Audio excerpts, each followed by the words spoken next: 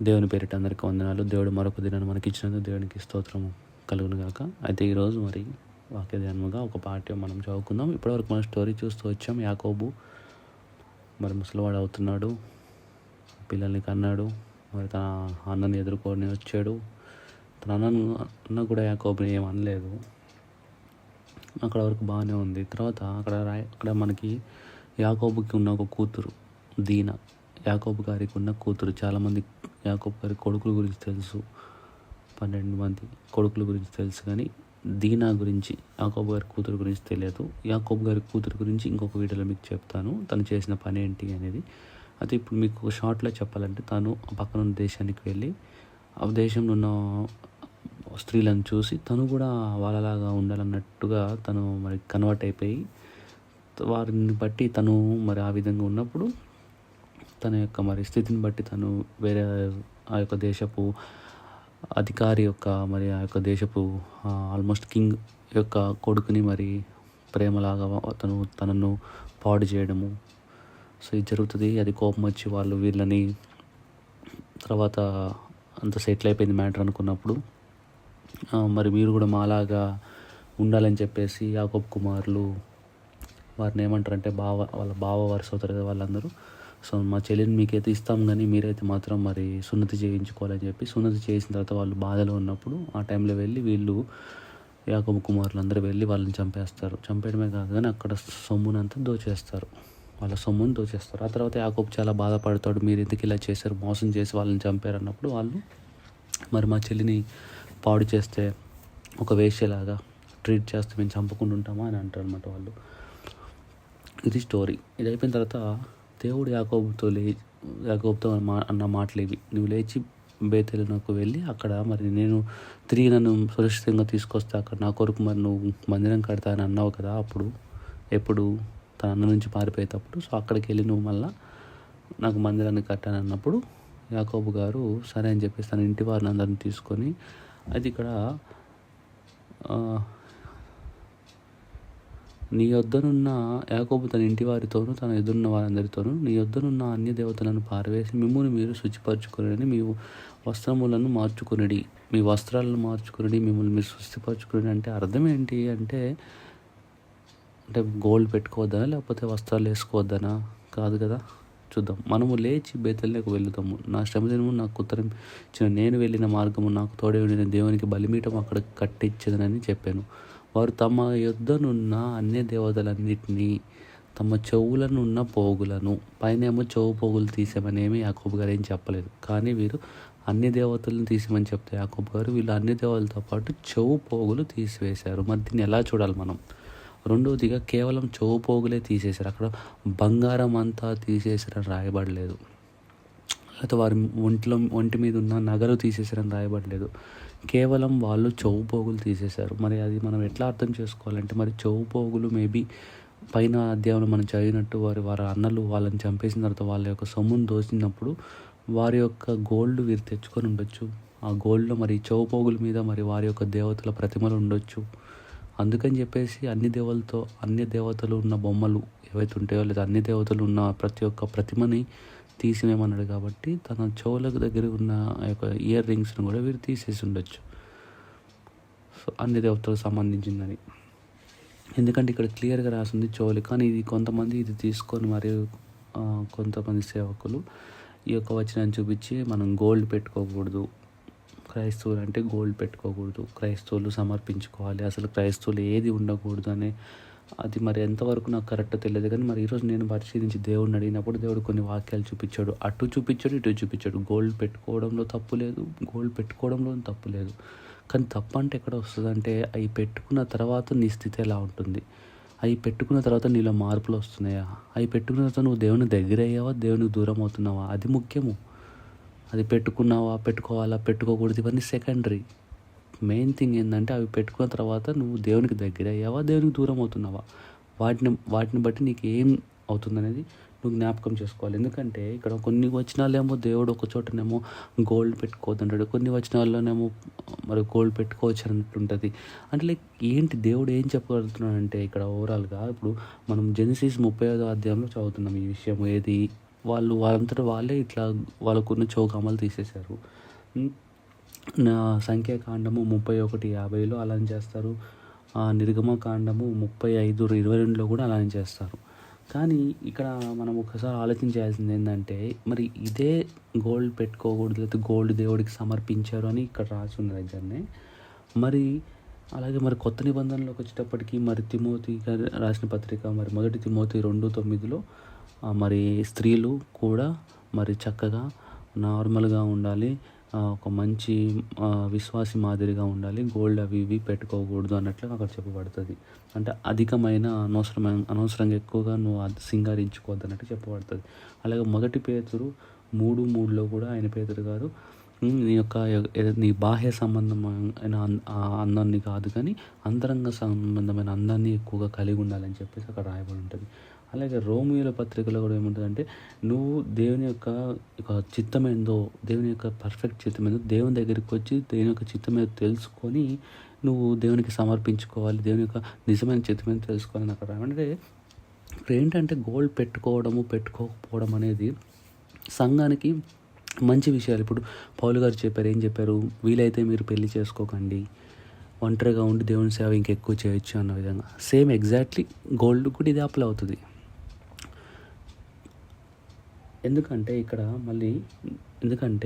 ఆదికాండము 24:47 మనం అబ్రహాము యొక్క సర్వెంట్, అబ్రహాము యొక్క దాసుడు మరి ఇస్సాకు కొరకు భార్యను ఎతకడానికి వెళ్ళినప్పుడు అక్కడ ఆ భార్యను కనుక్కున్న తర్వాత దేవుడిని స్తుతించిన తర్వాత అతను గోల్డ్ ఆమెకి అలంకరిస్తాడు.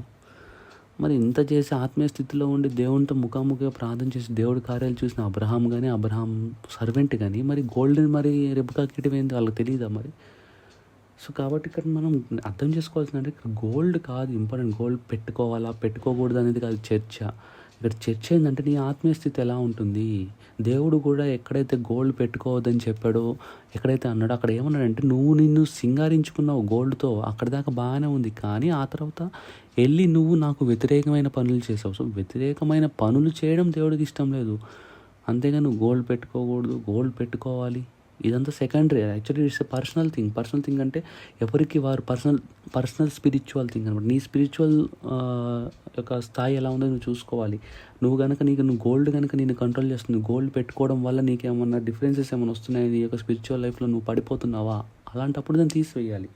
ఎందుకంటే క్లియర్గా మనకు తెలుసు, ఏ వాక్యం తెలుసు, మత్తయి సువార్త 5:29 ఏమని రాస్తుంది, ఒకవేళ నీ కన్ను కనుక నిన్ను అభ్యంతరపరుస్తుందా, నీ చేయి అభ్యంతరపరుస్తుంది, నీ చేయి పాపం చేపిస్తుందా, సో అవి తీసేసుకో అన్నాడు. వీటినే తీసేయమన్నప్పుడు గోల్డ్ ఎంత, గోల్డ్ కూడా తీసి పడేయాలి. చాలామందికి మరి ఎందుకంటున్నా అంటే గోల్డ్ ఉండటం వల్ల అది మనకు డిస్ట్రాక్షన్గా ఉండొచ్చు, గోల్డ్ ఉండటం వల్ల మనకి ప్రైడ్ రావచ్చు, మూడోదిగా అది ఇతరులకు డిస్ట్రాక్షన్. నువ్వు గోల్డ్ అలంకారం పెట్టుకొని వెళ్ళినప్పుడు నీకన్నా తక్కువ వాళ్ళు ఎవరైతే తక్కువ డబ్బులు ఉన్నవారు నిన్ను చూసి మరి మాకెందుకు డెవలప్మెంట్ రావట్లేదు, ఆ గోల్డే డెవలప్మెంట్ కావచ్చు, అదే ఆశీర్వాదం కావచ్చు, మరి మాకు ఇవన్నీ దేవుడు ఇవ్వట్లేదు అంటే మాకు దేవుడు ఆశీర్వాదాలు ఇవ్వట్లేదని వాళ్ళు డిఫరెంట్గా అర్థం చేసుకోవచ్చు. సో అందుని బట్టి అలాగే ఈ లోకంలో ఉన్న నేషత్తులు జీవడము కాబట్టి వాటి వైపు పోతే మళ్ళీ అవి మనం లాగేసుకుంటాయని మెల్లమెల్లగా. సో కాబట్టి నిమిత్తము నీ యొక్క ఆత్మను నువ్వు పరిశీలించుకొని ఆ గోల్డ్ నిన్ను కనుక ఆత్మీయ స్థితిలో నుంచి నేను పడేస్తున్నట్టు తీసి దాన్ని పక్కన పడేయడం అంతే. రెండో మాట లేదు. ఇంకా లేదు వాటి పెట్టుకోవడం వల్ల వాటి ప్రభావం నా మీద లేదు, వాటి వల్ల ఇబ్బంది ఏమి లేదు అనుకున్నప్పుడు, కానీ ఇక్కడ కూడా మితముగా అనేది మనం జ్ఞాపకం చేసుకోవాలి. హెవీగా కొంతమంది గోల్డ్ అంటే ఇంకా పైనుంచి కిందకి దిగేస్తారు, వద్దు, అంత అవసరం లేదు. అసలు ఎందుకు పెట్టుకోవాలి గోల్డ్? స్టేటస్ సింబల్ అయ్యి అది పెట్టుకోకపోతే మనం చచ్చిపోం కదా అంటే చచ్చిపోము, కానీ ఖచ్చితంగా దాన్ని బట్టి దేవునికి మహిమ వచ్చేది కూడా ఉంటుంది. దాన్ని బట్టి మనం బయటికి వెళ్ళినప్పుడు కూడా కొంతమంది రికగ్నైజ్ చేస్తారు, దాన్ని బట్టి కూడా దేవునికి మహిమ వచ్చేది ఉంటుంది. అసలు రాదని కూడా కాదు, కానీ దానివల్ల నీ ఆత్మీయ స్థితి కనుక చెడిపోతే ముందు నీ ఆత్మీయ స్థితి ఇంపార్టెంట్ కాబట్టి తీసి పక్కన పడేయాలి వాటిని. 1 సమూయేలు 16:7 అంటున్నాడు, దేవుడు మనుషులు ఆలోచించాడంట. అలాగే దేవుడు మనుషులు బయట రూపం చూస్తాడు, దేవుడు లోపల అంతరంగమైన హార్ట్ని చూస్తాడు. కాబట్టి నువ్వు గోల్డ్ పెట్టుకొని నీ యొక్క ఆత్మీయ స్థితి పడిపోతుంటే గోల్డ్ పక్కన పడే. అలా కాదు, నా మీద గోల్డ్ ఉన్నా కానీ దాని ప్రభావం నా మీద లేదన్నప్పుడు అది ఉంచుకో, కానీ అది కూడా మితముగా ఉండాలి నీకు. అది నిన్ను నువ్వు పరిశీలించుకొని నువ్వు చేయాల్సిన పని. పౌలు గారు కూడా తనను తాను పరిశీలించుకొని పెళ్లి చేసుకోకూడదని ఫిక్స్ అయ్యాడు. పెళ్లి చేసుకుంటే మరి భార్య పిల్లలు ఇవే సరిపోతుంది, నేను సేవ చేయాలని ఫిక్స్ అయిపోయి ఆయన అలా చేస్తాడు. అదేవిధంగా గోల్డ్ విషయం కూడా అంతే.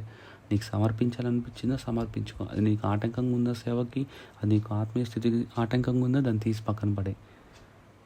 ఒకవేళ నువ్వు అలంకరించుకోవాలనుకున్నావు మితముగా అలంకరించుకో. ఎందుకంటే దాన్ని హెవీగా అలంకరించుకోవడం వల్ల ఇతరులకి నువ్వు డిస్ట్రాక్షన్ అవ్వచ్చు, ఇతరులకి తప్పు మెసేజ్గా పోవచ్చు. అది మరి ముఖ్యంగా మరి పాస్టర్స్ వీళ్ళు పెట్టుకోవచ్చు అంటే వాళ్ళు కూడా అంతే. వాళ్ళకు కూడా మితముగా, సాధారణంగా అయితే వాళ్ళు దాన్ని తీసేస్తే ఇంకా బెటర్. ఎందుకంటే ఇంకా ఎక్కువ సేవ, ఇంకా ఎక్కువ కాన్సన్ట్రేషన్ దేవుడి మీద ఉంటుంది. వాటిని పెట్టుకోవడం వల్ల ఖచ్చితంగా డిస్ట్రాక్షన్ అనేది. నేను రీసెంట్గా చూస్తున్న ఒక వ్యక్తి, దైవ సేవకురాలు, చాలా మంచి ఆవిడ. కానీ పోను ఆమె యాడప్ చేసుకుంటూ ఉంటుంది గోల్డ్. ఫస్ట్ చిన్న రింగ్తో స్టార్ట్ చేసి, తర్వాత బ్యాంగిల్స్, తర్వాత నెక్లెస్. ఇంకా ఇది మరి తర్వాత ఏ స్థితికి తీసుకెళ్తుందో తను ఆలోచించుకోవాలి. తన ఆత్మస్థితి తను పరిశీలించుకొని మరి చూసుకోవాలి. ఇది ఎక్కువైపోతుంది కదా అని చెప్పి తను ఆలోచించుకొని దానికి ఆపేస్తే బాగుంటుంది. లేదంటే లోకంలోకి తీసుకెళ్ళిపోతుంది సాతాను. కాబట్టి అవి ఉండటం మంచిదా, ఉండకపోవడం మంచిది ఇవన్నీ కాదు. ఎందుకంటే ఇక్కడ దేవుడు మత్తయి సువార్త 11:18 అంటాడు, బయట వారు కామెంట్ చేసేవాళ్ళు ఏ విధంగానైనా కామెంట్ చేస్తారు. యోహాను గారేమో తినకుండా తాగకుండా మనుషులతో తిరగకుండా ఉంటేనేమో వీడేం తిరగట్లేదు తాగట్లేదు అన్నారు. యేసుప్రభు ఏమో అందరితో కలిసి పాపులతో కలిసి తింటుంటే తాగుతుంటేనేమో ఏంది ఈయన వీళ్ళందరితో కలిసి తాగుతున్నాడు తింటున్నాడు అంటున్నారు. సో మనుషులు బయట అవుట్ సైడర్స్ ఏది పడితే అది మాట్లాడతారు. కానీ మనము వాక్యం తెలిసిన మనల్ని మనం పరిశీలించుకొని దీన్ని బట్టి నాకు ఏమవుతుంది, దీన్ని బట్టి నా పక్కన వ్యక్తికి మరి ఏమైనా ఇబ్బంది కలుగుతుందని మనం 1-2 సార్లు ఆలోచించుకొని నిర్ణయాలు తీసుకోవాలి.